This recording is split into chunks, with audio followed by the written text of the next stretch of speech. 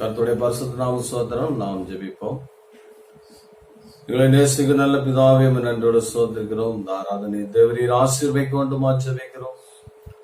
ஆண்டவரே, பாடல்களை இனிய பிரசன்னம் ஆண்டவரே கர்த்தாவே செய்திலே உங்களுடைய கர்த்தாவே கிருபையும் வல்லமை வெளிப்படணுமாய் ஸ்தோத்திரிக்கிறோம். அப்பா, எங்களோடு கூட இணைந்து இந்த ஆராதனையிலே பங்கு பெறுகிற ஒவ்வொருவரையும் கர்த்தர் தாமே ஆசீர்வதிக்க வேண்டுமா ஜெபிக்கிறோம். கூட இருப்பீராக, இயேசு கிறிஸ்து மூலம் பிதாவே, ஆமென். முதலாவது குயவனே குயவனேங்கிற ஒரு பழைய பாடலை நாம் பாடுவோம். குயவனே குயவனே பாடைப்பின் காரணனே, களிமண்ணான என்னையுமே கண்ணோக்கி பார்த்திடுமே. குயவனே குயவனே பாடைப்பின் காரணனே, களிமண்ணான என்னையுமே கண்ணோக்கி பார்த்திடுமே. வெறுமையான பாத்திரம் நான் வெறுத்து தள்ளாமலே, நிரம்பி வாழியும் பாத்திரமா விளங்க செய்யுமே. வெறுமையான பாத்திரம் நான் வெறுத்து தள்ளாமலே, நிரம்பி வாழியும் பாத்திரமா விளங்க செய்யுமே. வேதத்தில் காணும் பாத்திரம் எல்லாம் இயேசுவை போற்றிடுதே. என்னையும் அவ்வித பாத்திரமா வணைந்து கொள்ளுமே. வேதத்தில் காணும் பாத்திரம் எல்லாம் இயேசுவை போற்றிடுதே. என்னையும் அவ்வித பாத்திரமா வணைந்து கொள்ளுமே. குயவனே குயவனே பாடைப்பின் காரணனே, களிமண்ணான என்னையுமே கண்ணோக்கி பார்த்திடுமே. மண்ணாசையில் நான் மயங்கியே மெய்வாழி விட்டதன்றே, கண்போன போக்கை பின்பற்றினேன் கண்டேனில்லை இன்பமே. மண்ணாசையில் நான் மயங்கியே மெய்வாழி விட்டதன்றேன், கண்போன போக்கை பின்பற்றினேன் கண்டேனில்லை இன்பமே. காணாமல் போன பாத்திரம் என்னை தேடி வந்த தெய்வமே, வாழ்நாளெல்லாம் பாதம் செல்லும் பாதையில் நடத்துமே. காணாமல் போன பாத்திரம் என்னை தேடி வந்த தெய்வமே, வாழ்நாளெல்லாம் பாதம் செல்லும் பாதையில் நடத்துமே. குயவனே குயவனே பாடைப்பின் காரணனே, களிமண்ணான என்னையுமே கண்ணோக்கி பார்த்திடுமே.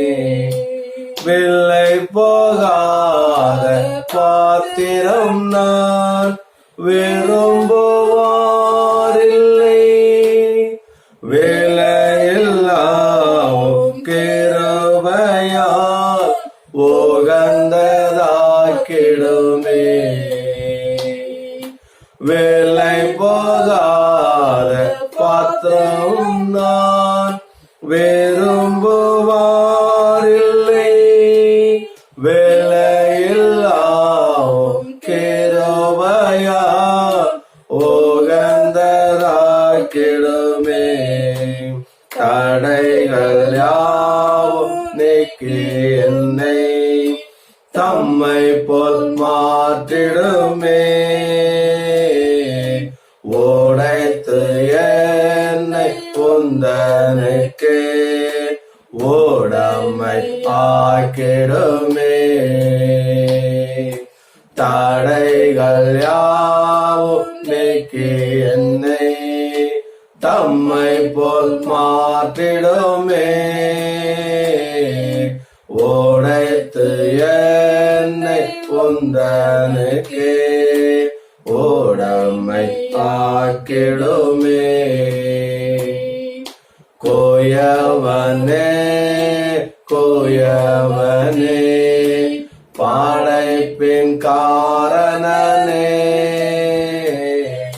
களிமண்ணான என்னையுமே கண்ணோக்கி பார்த்திடுமே. களிமண்ணான என்னையுமே கண்ணோக்கி பார்த்திடுமே. சோத்திரம் சோத்திரம் சோத்திரம் சோத்திரம் சோத்திரம். ஜெபத்தோட்ட ஜெயகீதங்கள்ல கர்த்தரையே துதிப்பேன் காலமெல்லாம் துதிப்பேன் பாடுவோம்.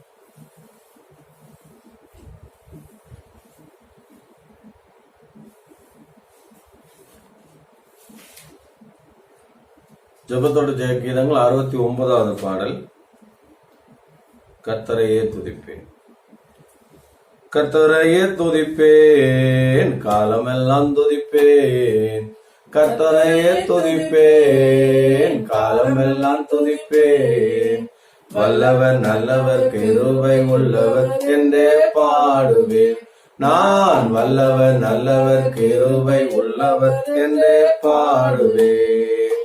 நெருக்கத்திலே கர்த்தரை நோக்கி கதறி கூப்பிட்டேன். நெருக்கத்திலே கர்த்தரை நோக்கி கதறி கூப்பிட்டேன். நெருங்கி வந்து குரலை கேட்டு விடுதலை கொடுத்தார். நெருங்கி வந்து குரலை கேட்டு விடுதலை கொடுத்தார். கர்த்தரையே துதிப்பேன் காலமெல்லாம் துதிப்பேன். கர்த்தரையே துதிப்பேன் காலமெல்லாம் துதிப்பேன். வல்லவர் நல்லவர் கிருபை உள்ளவர் என்றே பாடுவேன். நான் வல்லவர் நல்லவர் கிருபை உள்ளவர் என்றே பாடுவேன். எனக்கு உதவும் கர்த்தரனது நடுவில் இருக்கிறார். எனக்கு உதவும் கர்த்தரனது நடுவில் இருக்கிறார். எதிரியான அழகையெல்லாம் எடுத்து வென்றிடுவேன். எதிரியான அழகையெல்லாம் எடுத்து வென்றிடுவேன். கர்த்தரையே துதிப்பேன் காலமெல்லாம் துதிப்பேன். கர்த்தரையே துதிப்பேன் காலமெல்லாம் துதிப்பேன். வல்லவர் நல்லவர் கிருபை உள்ளவர் என்றே பாடுவேன். நான் வல்லவர் நல்லவர் கிருபை உள்ளவர் என்றே பாடுவேன். எனது பலனும் எனது மேய்ப்பும் கீதமுமானார். எனது பலனும் எனது மேய்ப்பும் கீதமுமானார். நம்பியிருக்கும் கேடயமும் கோட்டையுமானார். நம்பியிருக்கும் கேடயமும் கோட்டையுமானார். கர்த்தரையே துதிப்பேன் காலமெல்லாம் துதிப்பேன். கர்த்தரையே துதிப்பேன் காலமெல்லாம் துதிப்பேன். வல்லவர் நல்லவர் கிருபை உள்ளவர் என்றே பாடுவேன். நான் வல்லவர் நல்லவர் கிருபை உள்ளவர் என்றே பாடுவேன். கர்த்தரனது பக்கம் இருக்க எதற்கும் பயமில்லை. கர்த்தரனது பக்கம் இருக்க எதற்கும் பயமில்லை. கடுகளவும் பாவம் என்னை அணுக முடியாது. கடுகளவும் பாவம் என்னை அணுக முடியாது. கர்த்தரைய துதிப்பேன், காலமெல்லாம் துதிப்பேன். கர்த்தரைய துதிப்பேன், காலமெல்லாம் துதிப்பேன். வல்லவர் நல்லவர் கிருபை உள்ளவர் என்றே பாடுவேன். நான் வல்லவர் நல்லவர் கிருபை உள்ளவர் என்றே பாடுவேன். வல்லமை மிக்கவர் செயல்கள் பல எனக்கு செய்தாரே. வல்லமை மிக்கவர் செயல்கள் பல எனக்கு செய்தாரே. உயிரோடு இருந்து உலகத்துக்கு எடுத்து சொல்லுவேன். உயிரோடு இருந்து உலகத்துக்கு எடுத்து சொல்லுவேன். கர்த்தரைய துதிப்பேன், காலமெல்லாம் துதிப்பேன். கர்த்தரைய துதிப்பேன், காலமெல்லாம் துதிப்பேன். வல்லவர் நல்லவர் கிருபை உள்ளவர் என்றே பாடுவேன். நான் வல்லவர் நல்லவர் கிருபை உள்ளவர் என்றே பாடுவேன். வீடு கட்டோர் புறக்கணித்தது மூல கல்லாயிற்று. வீடு கட்டோர் புறக்கணித்தது மூல கல்லாயிற்று. கர்த்தரை செய்தார் கண்களுக்கெல்லாம் ஆச்சரியம் இது. கர்த்தரை செய்தார் கண்களுக்கெல்லாம் ஆச்சரியம் இது. கர்த்தரையே துதிப்பேன், காலமெல்லாம் துதிப்பேன். கர்த்தரையே துதிப்பேன், காலமெல்லாம் துதிப்பேன். வல்லவர் நல்லவர் கிருபை உள்ளவர் என்றே பாடுவேன். நான் வல்லவர் நல்லவர் கிருபை உள்ளவர் என்றே பாடுவேன். அல்லேலூயா. ஸ்தோத்திரம் ஸ்தோத்திரம் ஸ்தோத்திரம் ஸ்தோத்திரம். நம்முடைய சபையில கொடுத்த பாடல் புஸ்தகத்துல 68வது பாடல்.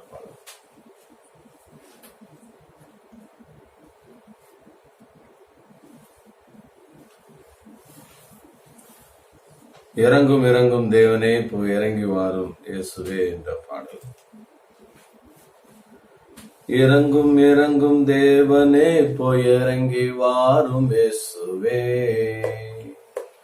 இறங்கும் இறங்கும் தேவனே போய் இறங்கி வாரும் இயேசுவே. ஊற்றும் ஊற்றும் தேவனே உம் அபிஷேகத்தை ஊற்றும் தேவனே. ஊற்றும் ஊற்றும் தேவனே உம் அபிஷேகத்தை ஊற்றும் தேவனே. இறங்கும் இறங்கும் தேவனே இப்போ இறங்கி வாரும் இயேசுவே.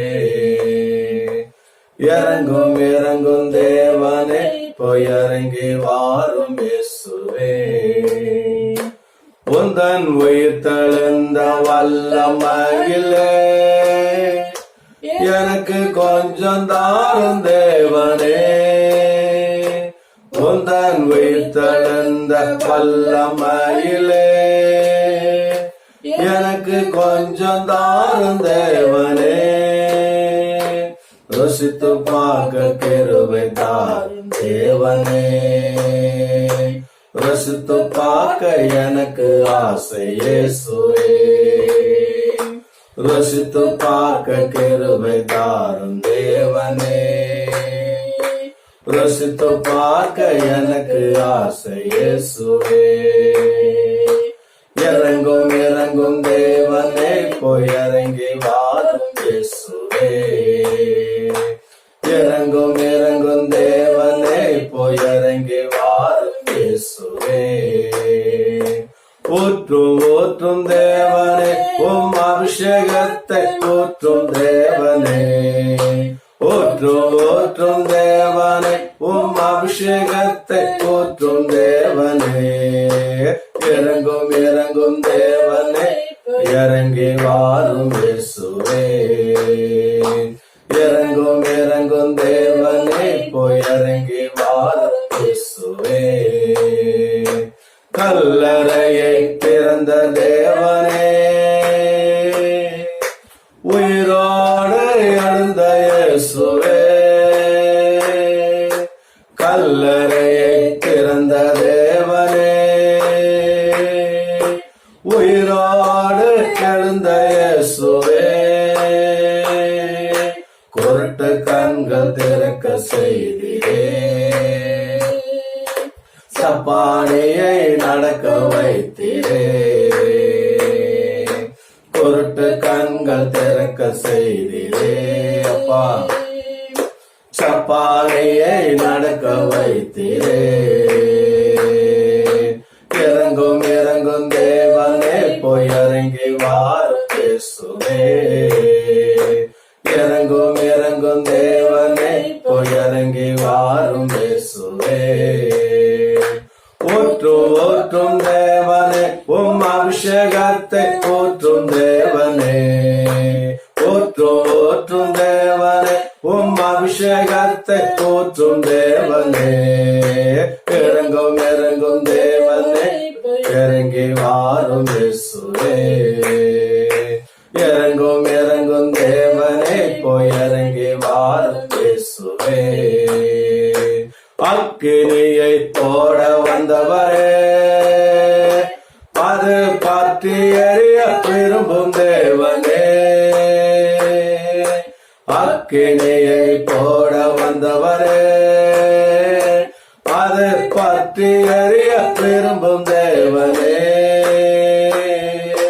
மேல் வீட்டில் போட்ட அக்கினியை எங்கள் நடுவில் அனுப்பும் இயேசுவே. மேல் வீட்டில் போட்ட அக்கினியை எங்கள் நடுவில் அனுப்பும் இயேசுவே.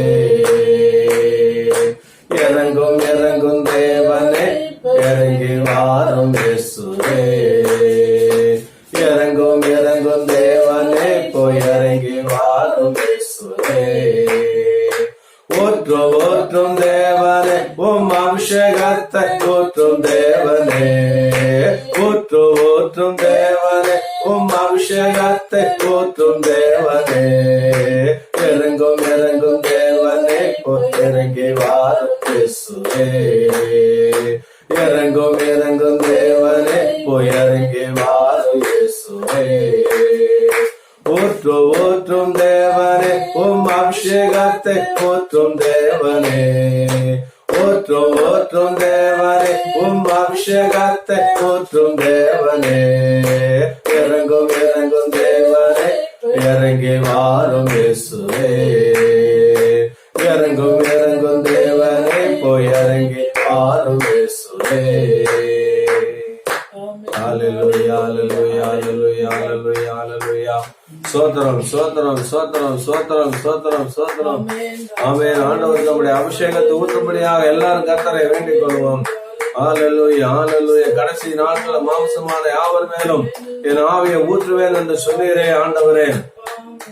இப்பொழுதே எங்கள் மீது நம்முடைய பரிசுத்த ஆவியின் அபிஷேகத்தை ஊற்றும்படியாக ஒவ்வொரு மேலும் கர்த்தாவே பரிசுத்த ஆவியின் பிரசன்னம் இறங்கும்படியாக ஆண்டவர் அவருடைய சிரசின் மேலே உடைய அபிஷேகம் இறங்கும்படியாக அக்கினிமயமான நாவுகளால் நம்முடைய பிள்ளைகள் நாவை தொடும்படியாக ஆண்டவர் அவர்கள் எல்லாரும் பரிசுத்தாவில் நிரப்பப்பட்டு தேவன் தங்களுக்கு தந்தருள வரத்தின்படி வெவ்வேறு பாசைகளை பேசினால் நெளிருக்கிறபடி பற்பல பாசைகளை பேசும் கிருபையை தரும்படியாய் ஸ்தோத்திரிக்கிறோம் அப்பா. ஹல்லேலூயா ஹல்லேலூயா ஹல்லேலூயா ஹல்லேலூயா ஹல்லேலூயா ஹல்லேலூயா. பெந்தெகோஸ்து பெருவிழாவிலே பெருமழை போல் ஆவி ஊற்றினே. பெந்தெகோஸ்து பெருவிழாவிலே பெருமழை போல் ஆவி ஊற்றினே. துயரமான உலகிலே சோர்ந்து போன எங்களை, துயரமான உலகிலே சோர்ந்து போன எங்களை தாங்க வேண்டும் உந்தன் ஆவியா. தாங்க வேண்டும் உந்தன் ஆவியார். உன்னதத்தின் ஆவியை உந்தன் பக்தர் உள்ளத்தில் ஒத்த வேண்டும் இந்த நாளிலே. உலகம் எங்கும் சாட்சி நாங்களே. உன்னதத்தின் ஆவியை உந்தன் பக்தர் உள்ளத்தில் ஒத்த வேண்டும் இந்த நாளிலே. உலகம் எங்கும் சாட்சி நாங்களே. உலகம் எங்கும் சாட்சி நாங்களே. ஆவியின் கொடைகள் வேண்டுமே. அயல் மொழியில் துதிக்க வேண்டுமே. ஆவியின் கொடைகள் வேண்டுமே. அயல் மொழியில் துதிக்க வேண்டுமே. ஆற்றலோடு பேசவும் அன்பு கொண்டு வாழவும். ஆற்றலோடு பேசவும் அன்பு கொண்டு வாழவும். ஆவி ஊற்றும் அன்பு தெய்வமே. ஓம் ஆவி ஊற்றும் அன்பு தெய்வமே. உன்னதத்தின் ஆவியை உந்தன் பக்தர் உள்ளத்தில் ஊற்ற வேண்டும் இந்த நாளிலே. உலகம் எங்கும் சாட்சி நாங்களே. உன்னதத்தின் ஆவியை உந்தன் பக்தர் உள்ளத்தில் ஊற்ற வேண்டும் இந்த நாளிலே. உலகம் எங்கும் சாட்சி நாங்களே. உலகம் எங்கும் சாட்சி நாங்களே. பெந்தெகோஸ்த பெருவிழாவிலே பெருமழை போல் ஆவி ஊற்றினே. பெந்தெகோஸ்த பெருவிழாவிலே பெருமழை போல் ஆவி ஊற்றினே. துயரமான உலகிலே சொந்து போன எங்களை. துயரமான உலகிலே சொந்து போன எங்களை தாங்க வேண்டும் உந்தன் ஆவியார். தாங்க வேண்டும் உந்தன் ஆவியார். உன்னதத்தின் ஆவியை உந்தன் பக்தர் உள்ளத்தில் ஊற்ற வேண்டும் இந்த நாளிலே. உலகம் எங்கு சாட்சி நாங்களே. உன்னதத்தின் ஆவியை உந்தன் பக்தர் உள்ளத்தில் ஊற்ற வேண்டும் இந்த நாளிலே. உலகம் எங்கும் சாட்சி நாங்களே. உலகம் எங்கும் சாட்சி நாங்களே. அல்லேலூயா. சோத்திரம் சோத்திரம் சோத்திரம். ஒவ்வொரு உள்ளத்திலும் பரிசுத்த பிதாவே உம்முடைய ஆவியை ஊற்றும்படியாக உற்சாகப்படுத்தும்படியாக இந்த ஆராதனையில உம்முடைய கர்த்தாவை பரிசுத்த பிரசன்னம் இறங்கும்படியாக அபிஷேக வல்லமை இறங்கும்படியாக எல்லாரையும் தொடும்படியாக வேண்டுகிற ராஜா. அவரவர் தங்கள் தாமை கர்த்தாவை தங்கள் பரிசுத்தாவில் கொடுத்த வரத்தின்படி வெவ்வேறு பாசைகளை பேசி மகிமைப்படுத்த பரலோக பாசைகளால் பரவத்தின் தேவனை புகழ கர்த்தாவை கிருபை செய்யும் நாவை தொட்டருளும் ஆண்டவரே. கட்டுகள் அறுந்து போட்டும் விடுதலை உண்டாகட்டும். ஒவ்வொருவரை நிரப்பினதுக்காக நன்றி. கோடானு கோடி ஸ்தோத்திரம்.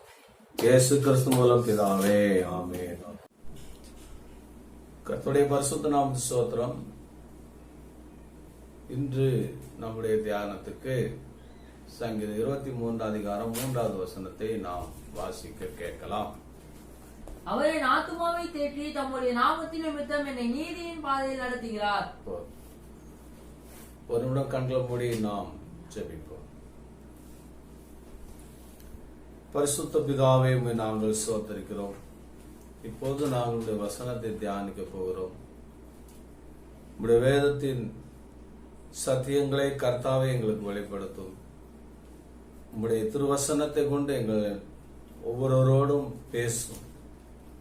வசனத்தை கேட்க போகிற பிள்ளைகளை உடைய வசனத்தை கொண்டு ஆசீர்வதித்து ஆண்டவரே நீர் அவளோடு கூட பேச வேண்டும் என்று நான் செபிக்கிறேன். எங்களோடு இருப்பீராக. பரிசுத்த ஆவியானவர் துணை செய்வாராக. இயேசு கிறிஸ்து மூலம் பிதாவே ஆமென். மீண்டுமாக நாம் வாசிக்க கேட்போம். அவர் என் ஆத்துமாவை தேற்றி தம்முடைய நாமத்தின் நிமித்தம் என்னை நீதியின் பாதையில் நடத்துகிறார். அதாவது நம்முடைய ஆத்துமாவை அவர் தேற்றி அவருடைய நாமத்து நிமித்தம் நீதியின் பாதையில் நடத்துகிறார். இன்றைக்கு நான் பேச போற பிரசங்கத்தின் தலைப்பு என்னன்னா அவர் நாமத்தின் நிமித்தம். for the sake of God's name. அவருடைய நாமத்து நிமித்தம் நமக்கு என்னென்ன செய்யறாரு?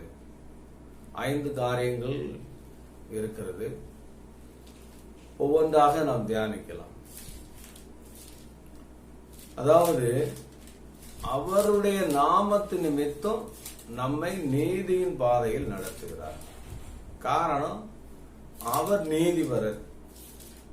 தேவன் நீதிபரரா இருக்கிறதுனாலே அவர் தம்முடைய நீதியின் பாதையிலே நம்மை நடத்துகிறார்.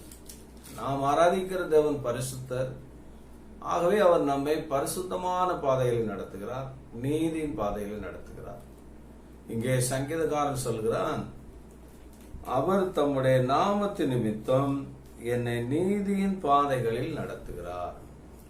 ஆண்டவரை அறியாததுக்கு முன்பாக நாம் மனம் போல வாழ்ந்தோம், இஷ்டம் போல நடந்தோம். ஆனால் இப்பொழுது கர்த்தருடைய பிள்ளைகளாகிவிட்டோம்.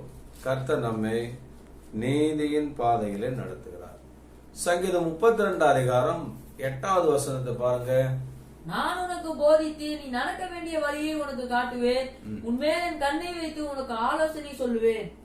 அங்கே வேதம் சொல்லுகிறது, நான் உனக்கு போதித்து நீ நடக்க வேண்டிய வழியை உனக்கு காட்டுவேன். நாம் எந்த வழியில் நடக்க வேண்டும் என்று அந்த வழியை நமக்கு காட்டுகிறார். வேத வசனம் நம்முடைய கால்களுக்கு தீபமாய் இருக்கிறது என்று வேதம் சொல்கிறது, பாதைக்கு வெளிச்சமாய் இருக்கிறது என்று வேதம் சொல்கிறது. சோ ஆண்டவர் நம்மை போதித்து நடக்க வேண்டிய வழியை காட்டுகிறாராம். நம் மீது கண்ணை வைத்து நமக்கு ஆலோசனை சொல்லுகிறார். நம் மீது அவருடைய கண்களை வைத்து நமக்கு ஆலோசனை சொல்லுகிறார். ஒருவேளை நாம் தத்துருவமாக அவரை பார்க்காவிட்டாலும் திருவசனத்தை கொண்டு, சபையின் போதகர்களை கொண்டு ஆண்டவர் ஒவ்வொரு விசுவாசிகளையும் அவர் தமக்கு சித்தமான வழியிலே நீதியின் பாதையிலே தொடர்ந்து நம்மை நடத்தி வருகிறார். அதற்காக கர்த்தருக்கு ஸ்தோத்திரம். ஏசாயா 48வது அதிகாரம் 17வது வசனத்தை வாசிப்போமா? இஸ்ரவேலின் பரிசுத்தராய் இருக்கிற உன் மீட்பரான கர்த்தர் சொல்லுகிறதாவது, பிரயோஜனமாய் இருக்கிறதை உனக்கு போதித்து நீ நடக்க வேண்டிய வழியிலே உன்னை நடத்துகிற உன் தேவனாகிய கர்த்தர் நானே. பிரயோஜனமான காரியங்களை நமக்கு போதித்து,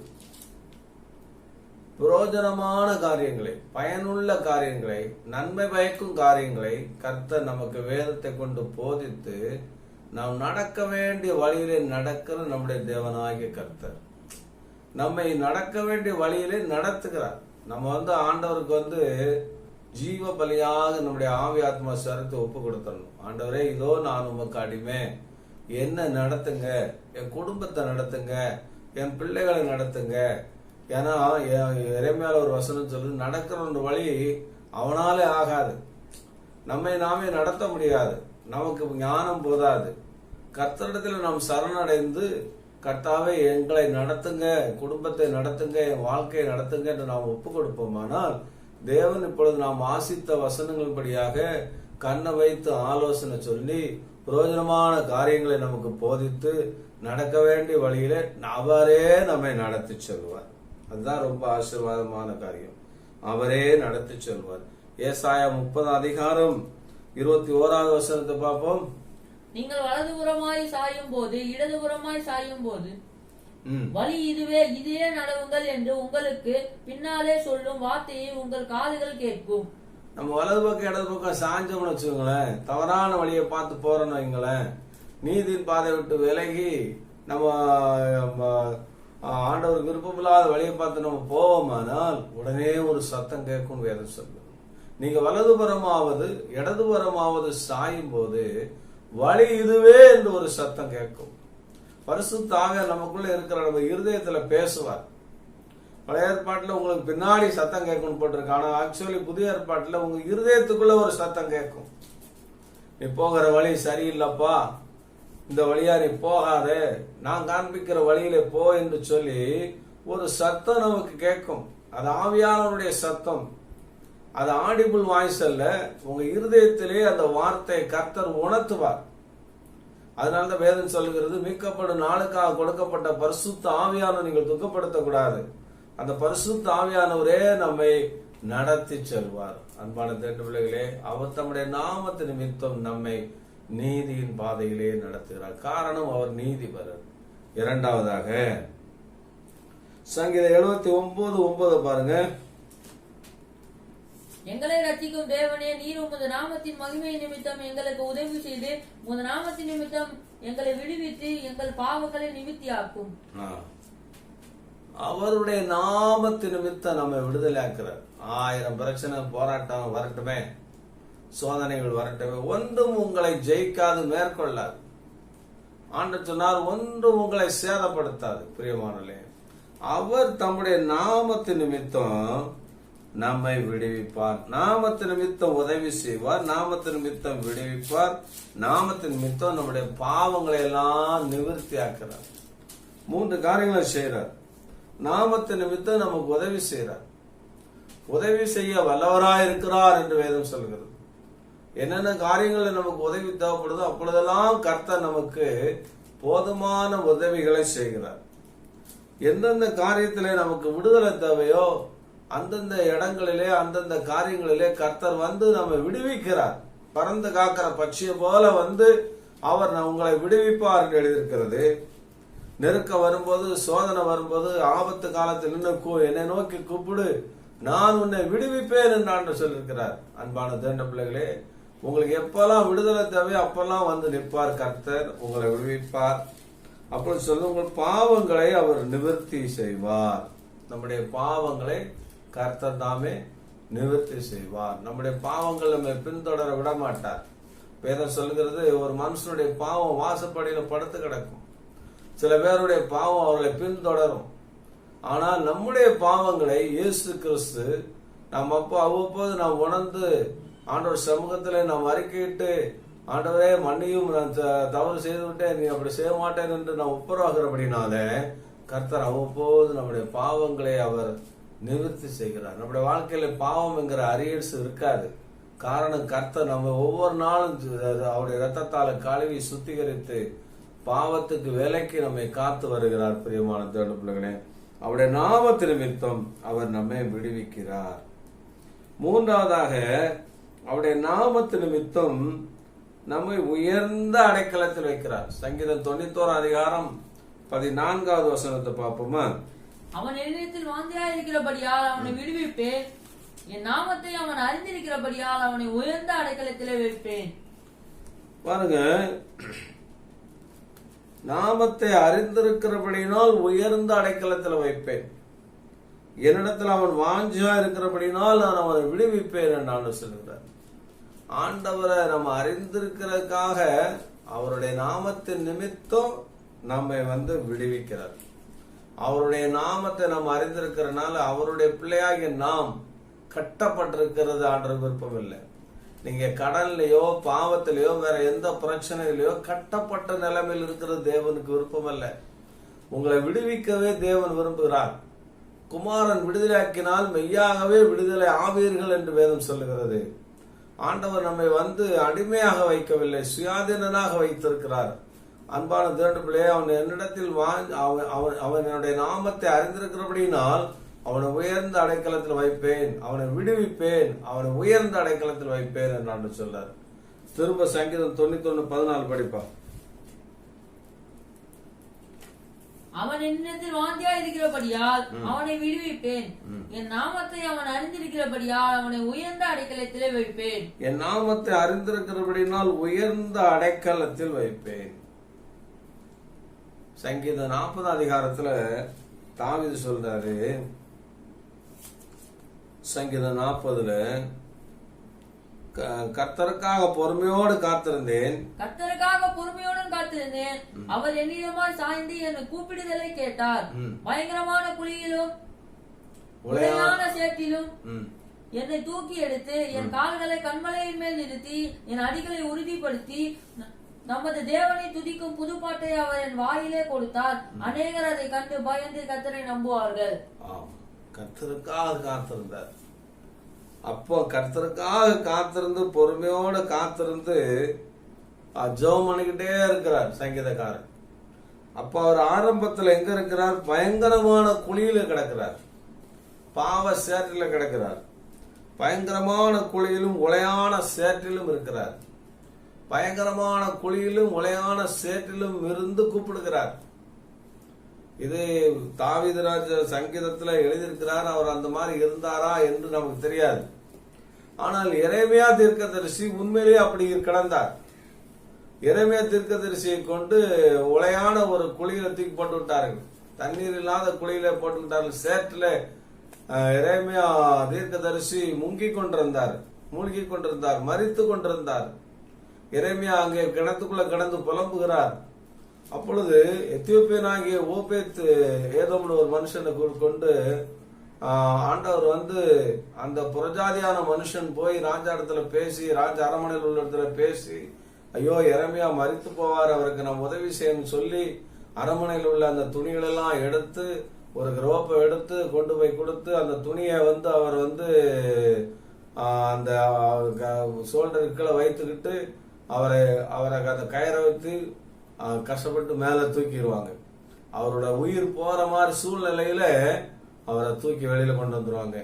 அதான் வேதம் சொல்லுகிறது, அவன் என்னை அறிந்திருக்கிறபடியினால், அவன் என்னிடத்தில் வாஞ்சியா இருக்கிறபடியினால். 2 காரியம், அறிந்திருக்கணும், வாஞ்சியா இருக்கணும். அப்பொழுது விடுதலை கொடுப்பார், உயர்ந்த அடைக்கலத்தில் வைப்பார். எரேமியாவை கர்த்தர் தூக்கி விட்டாரு. கடைசி நிமிஷத்துல அந்த அளவுக்கு ஒரு சோதனை வந்தது. ஆனால் கர்த்தர் அந்த உளையான சேற்றில் அவனை மூழ்க விடவில்லை, தூக்கி விட்டார். இது எழுத்தின்படியே எரேமியா வாழ்க்கையில் நடந்தது. ஆனால் சங்கீதக்காரன் தாவீது வாழ்க்கையில அது மாதிரி இருந்திருக்கிறது நமக்கு அது சரித்திரங்கள் சொல்லவில்லை. என்றாலும் கூட அவர் சொல்கிறார், நான் பயங்கரமான குழியிலும் உளையான சேற்றிலும் இருந்தேன். இது ஒரு பாவனையான ஒரு காரியம். இது ஒரு பாவத்துல சிக்கிக்கிட்டதோ அல்லது ஒரு பிரச்சனையில சிக்கிக்கிட்டதோ குறிக்கிறது. அப்படி ஒரு பயங்கரமான குழியிலும் உளையான சேற்றிலும் இருந்து, கஷ்டத்திலிருந்து, நெருக்கத்திலிருந்து, பிரச்சனையிலிருந்து, பாவ கட்டுகளிலிருந்து நான் கர்த்தர் நோய் கூப்பிட்டுட்டே இருந்தேன். கர்த்தர் என்னிடமா சாய்ந்து அவனின் சத்தத்தை கேட்டு என்னை அந்த துறவிலிருந்து, அந்த பயங்கரமான குழியிலிருந்து தூக்கி என் கால்களை கண்மலை மேல் நிறுத்தினார். ஆண்டவருக்கு ஒரு அல்லேலூயா சொல்லுங்க. பாருங்க, அந்த பயங்கரமான குழி எங்க இருக்கிறது? கண்மலை. இப்போ அவ்வளவு உயரத்துல கொண்டு வந்துட்டார். கண்மலையின் மேல நிறுத்தினார், என் கால்களை உறுதிப்படுத்தினார் சொல்றார். இப்ப இன்னொரு முறை சறுக்காதபடிக்கு என் கால்களை அவர் உறுதிப்படுத்தினார். பயங்கரமான குழியிலும் உயர்ந்த உளையான சேற்றிலிருந்து எடுத்து உயரமான கண்மலையின் மேல் நிறுத்தி என் அடிகளை உறுதிப்படுத்தி அவரை துதிக்கும் புதுப்பாட்டை என் நாவில கொடுத்தார். ஆட்டோமேட்டிக்கா எந்த மனுஷனுக்குமே ஆண்டவர் விடுதலை கொடுக்கும்போது தானாக பாட்டு வரும். இஸ்ரவேல் ஜனங்கள் செங்கடலை கடந்த உடனே அவர்கள் தானாக பாட ஆரம்பித்தார்கள். இஸ்ரவேலர் பாடின முதல் பாடல் அதுதான். அவர்கள் சொல்கிறார்கள், எங்க தேவனாய கர்த்தருக்கு ஒப்பானவர் யார், உமக்கு ஒப்பானவர் யார் என்று பாடுகிறோமே, அது அந்த மீரியாமும் இஸ்ரவேல் ஜனங்களும் பாடின பாடல் வரிதான் அது.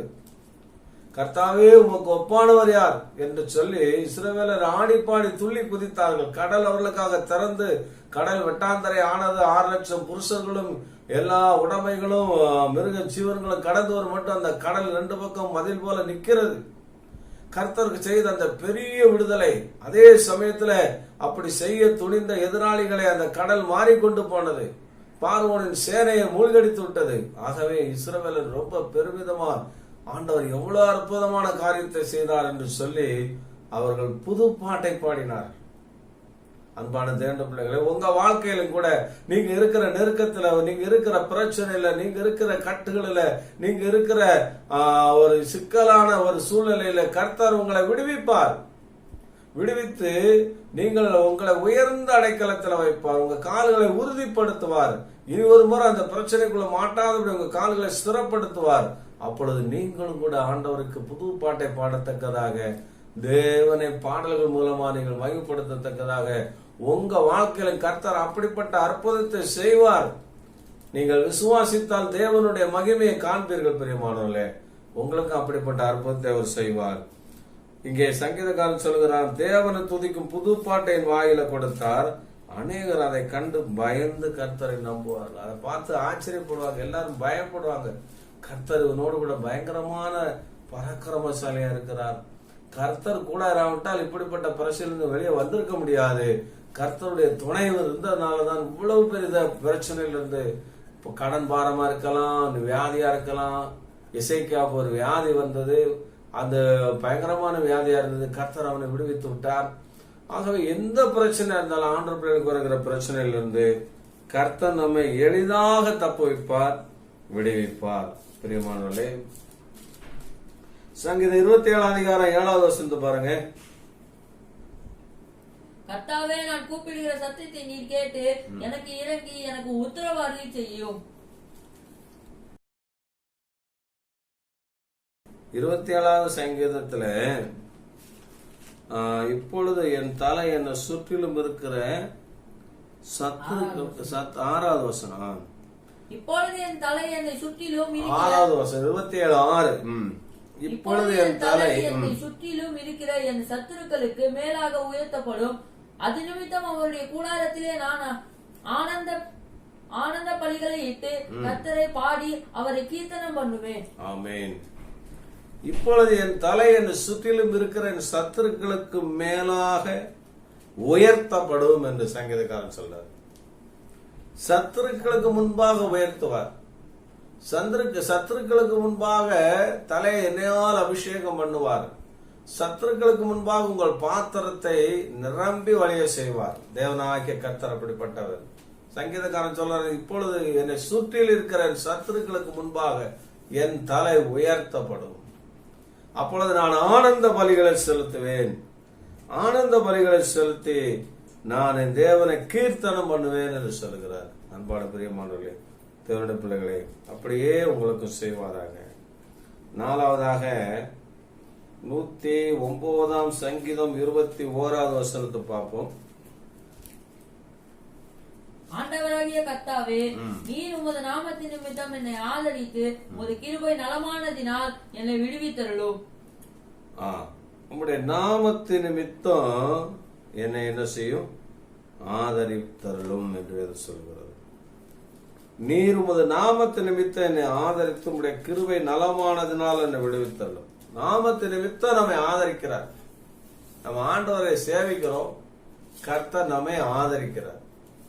எப்படி ஆதரிக்கிறார்? 104ஆம் சங்கீதத்தில் சொல்லப்பட்டிருக்கு. அவர் எப்படி ஆதரிக்கிறார்? அதாவது 15வது வசனம், மனுஷனுடைய இருதயத்தை மகிழ்ச்சியாக்கும் திராட்சரசத்தையும் அவனுக்கு முகக்களை உண்டு பண்ணும் எண்ணெயையும் மனுஷனுடைய இருதயத்தை ஆதரிக்கும் ஆகாரத்தையும் விளைவிக்கிறார். நமக்கு ஆகாரத்தை கொடுத்து நம்மை அவர் ஆதரிக்கிறார். திராட்சை ரசத்தினால் ஆதரிக்கிறார், எண்ணெயினால் ஆதரிக்கிறார், ஆகாரத்தை கொடுத்து ஆதரிக்கிறார். ஆவிக்குரிய பிரகாரமா திராட்சை ரசம் அவருடைய இயேசுவின் ரத்தத்தை குறிக்கிறது. அனுதினமும் அந்த ரத்தம் கழுவி நம்மை சுத்திகரிக்கிறது. அந்த முகக்களையை உண்டு பண்ணுகிற எண்ணெய் பரிசுத்த ஆவியின் அபிஷேகத்தை குறிக்கிறது. அந்த அபிஷேகம் நம்மை அவருக்காக வாழ பலப்படுத்துகிறது. அப்புறம் 3வதாக ஆகாரத்தினால் ஆதரிக்கிறார் என்றால் இந்த எழுதப்பட்ட மன்னாங்கிற வேத வாக்கியங்கள், மறைவான மன்னா திருவசனம். திருவசனம் உள்ளான மனுஷனுக்கு ஆகாரமா இருக்கிறது. இயேசு கிறிஸ்து சொன்னார், மனுஷன் அப்பத்தினால் மாத்திரமல்ல அவருடைய வாயிலிருந்து புறப்படுகிற ஒவ்வொரு வார்த்தையினாலும் பிழைப்பான். இந்த திருவசனம் நம்ம உள்ளான மனுஷனுக்கு நல்ல ஒரு ஆகாரமா இருக்கிறது. இதை எவ்வளவு வாசிக்கிறோமோ அவ்வளவாக நம்முடைய உள்ளான மனுஷன் பரிசுத்தமா இருப்பான், விசுவாசத்தோடு இருப்பான். உள்ளான மனுஷன் கிறிஸ்துவுக்கு சாட்சியா இருப்பதற்கு உதவியா இருக்கிறது. அப்ப திராட்சரசத்தினால் ஆதரிக்கிறார், எண்ணெயினால் ஆதரிக்கிறார், திருவசனத்தினால் ஆதரிக்கிறார். எழுத்தின் பிரகாரமாகவே நமக்கு ஆகாரம் கொடுத்து ஆதரிக்கிறார். ஏசாயா 1ஆம் அதிகாரம் 2வது வசனத்தை பார்க்கும்போது, நான் பிள்ளைகளை வளர்த்து ஆதரித்தேன் என்று சொல்கிறார். கர்த்தர் நம்ம என்னைக்கு அவரை ஏற்றுக்கொண்டோமோ, அவருடைய பிள்ளையா மாறினோமோ, அன்னையிலிருந்து இந்த நாள் வரைக்கும் அவர் உங்களை ஆதரிக்கிறார்.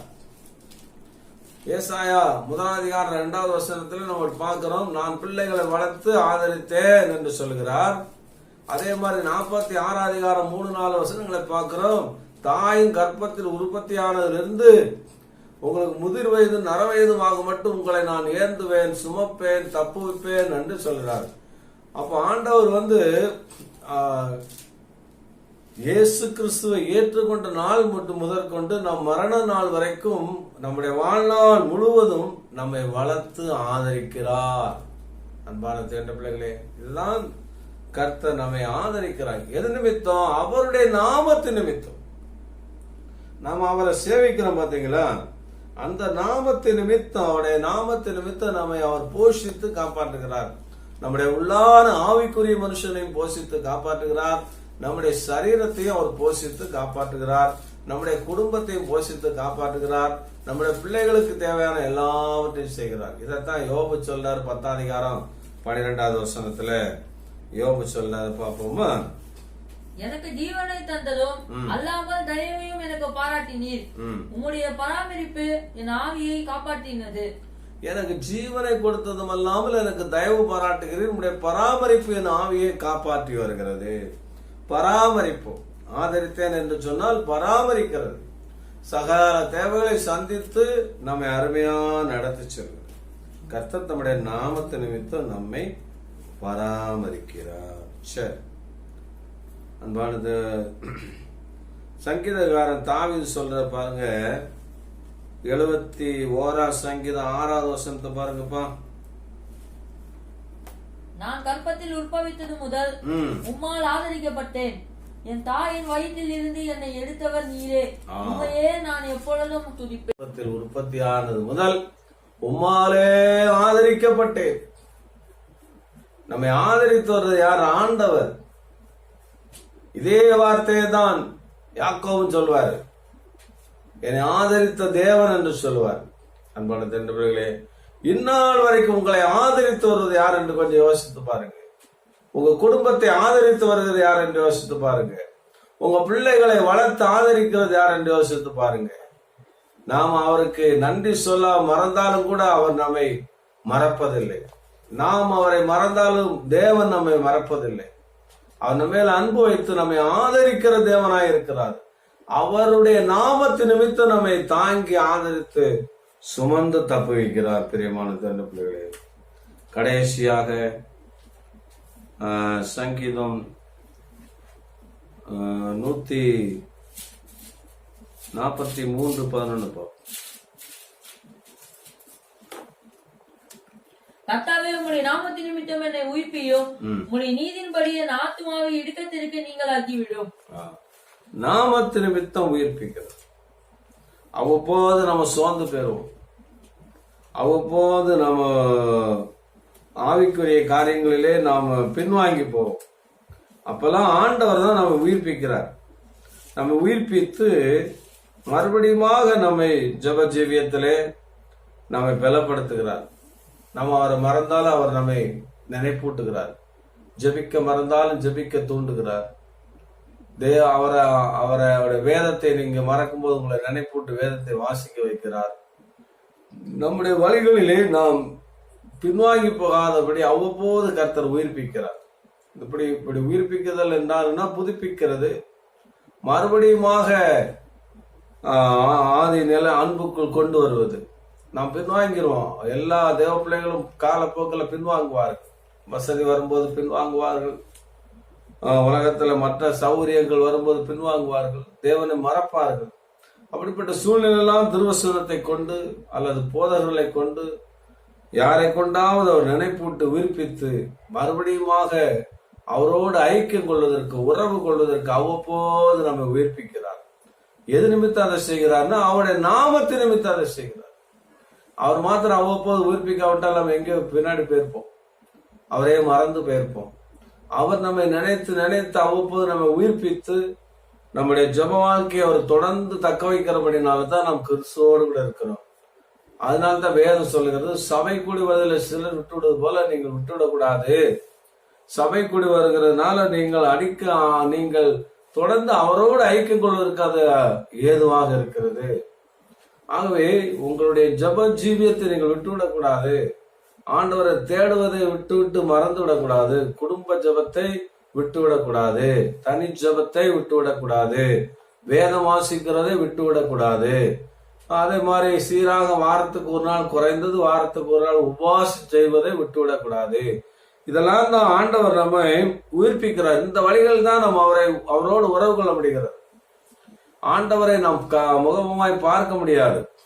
ஆனால் எப்படி அவரோடு நாம் தொடர்பு வைக்கிறோம் என்றால், அவருடைய திருவசனத்தை வாசிக்கும் போது, அவருடைய சமூகத்திலே அரைக்கதை பூட்டி கொண்டு முழங்கால் படிவிட்டு கர்த்தரை நோக்கி ஸ்தோத்திரம் பண்ணி ஜபிக்கும் போது, அவருடைய சமூகத்துல உபவாசிக்கும் போது, இப்படித்தான் நாம் ஆண்டவரோடு தொடர்ந்து உறவு வைத்துக் கொள்கிறோம். இதை நாம் விட்டுவிடக் கூடாது. தேவ பிள்ளைகளோடு கூட ஐக்கியம் கொள்ளும் போது, ஜப கூட்டங்களில் பங்கு பெறும் போது, இதெல்லாம் நம்ம ஆண்டவரை நினைத்து அவரோடு உறவு கொள்வதற்கு ஏதுவாக இருக்கிறது. இப்படிப்பட்ட காரியங்கள் மூலமாக தேவன் நம்ம உயிர்ப்பித்துக் கொண்டே வருகிறார். என்ன இதுல பேசுறாங்க செல்போன்ல அப்படின்னு சொல்லிட்டு அசட்டையா நீங்க விட்டுறக்கூடாது. சபையில எப்படி வசனத்தை கேட்கிறோமோ அதே போல நீங்கள் கொஞ்ச நேரம் அமர்ந்து திருவசனத்தை, ஆண்டவர் எது மூலமாலும் கர்த்தர் நம்மோடு பேச வல்லவராய் இருக்கிறார் என்று விசுவாசித்து நீங்கள் சபையில் அமர்ந்தது போலவே அமர்ந்திருந்த இந்த திருவசனத்தை கேளுங்கள். கர்த்தர் உங்களை ஆசீர்வதிப்பார். அன்பான தேண்ட பிள்ளைகளே, நான் பேசின காரியங்களை மறுபடியும் உங்களுக்கு நான் திரும்ப ஞாபகப்படுத்துகிறேன். அவர் தம்முடைய நாமத்து நிமித்தம் என்ன செய்கிறார் என்று நாம் பார்த்தோம். அவர் தம்முடைய நாமத்து நிமித்தம் நம்மை நீதியின் பாதையில் நடத்துகிறார். அவர் தம்முடைய நாமத்து நிமித்தம் நம்மை விடுவிக்கிறார். அவர் தம்முடைய நாமத்து நிமித்தம் நம்மை உயர்ந்த அடைக்கலத்தில் வைக்கிறார். அவர் தம்முடைய நாமத்து நிமித்தம் நம்மை ஆதரிக்கிறார். அவர் தம்முடைய நாமத்து நிமித்தம் நம்மை உயிர்ப்பிக்கிறார். நாம் கண்களை மூடி செபிப்போம். இளநேசிக்கு நல்ல தகப்பனே, நன்றியோட ஸ்தோத்திரிக்கிறோம். ஆண்டவரே, நம்முடைய திருவசனத்தை கொஞ்ச நேரம் தியானிக்கப்படுத்த நல்ல கிருபைக்காக கர்த்தருக்கு ஸ்தோத்திரம். ஆண்டவரே, இந்த வசனத்தை கேட்ட உடைய பிள்ளைகள் ஒவ்வொருவரோடும் நீர் பேசினீரே, அதற்காக ஸ்தோத்திரம். ஏதாவது ஒரு வார்த்தை அவர் உள்ளத்தை தொட்டிருக்கும். அப்படி அவர்களோடு நீர் பேசின வார்த்தைகளுக்காக ஸ்தோத்திரிக்கிறோம். ஆண்டவரே, உடைய வசனத்தை கொண்டு உடைய பிள்ளைகளை தொடர்ந்து உயிர்ப்பிக்க வேண்டும், உற்சாகப்படுத்த வேண்டும் என்று நான் செபிக்கிறேன். அவருடைய வீடுகளில் ஆசீர்வாதமும் சமாதானமும் இறங்க வேண்டும் என்று செபிக்கிறேன். நீர் உடைய கரங்களை வைத்து ஒவ்வொரு பிள்ளைகளையும் ஆசீர்வதிக்க வேண்டும் என்று செபிக்கிறேன். இந்த வசனத்தை எங்கெல்லாம் உங்களுடைய பிள்ளைகள் கேட்கிறார்களோ, தூரத்திலும் சமீபத்திலும் இருந்து இந்த வசனத்தை பயபக்தியோடு கேட்கிற ஒவ்வொருவரையும் கர்த்தர் தாமே ஆசீர்வதிப்பீராக. இயேசு கிறிஸ்து நாமத்தில் வேண்டிக் கொள்கிற நல்ல பிதாவே, ஆமென், ஆமென், ஆமென். என் ஆத்துமாவே கர்த்தரை சோத்தரி, முழு உள்ளமே பரிசுத்த நாமத்தை சோத்தரி. என் ஆத்துமாவே கர்த்தரையே சோத்தரி, அவர் செய்த சகல உபகாரங்களையும் மறவாதே. நம்முடைய பிதாவாகி தேவனுடைய அன்பும் கர்த்தராகிய இயேசு கிறிஸ்துவின் கிருபையும் பரிசுத்த ஆவியானவருடைய அந்யோன்ய ஐக்கியமும் சிநேகிதமும் நம்ம எல்லாரோடும் என்றென்றைக்கு இருப்பதாக. ஆமென். அல்லேலூயா. ஸ்தோத்திரம்.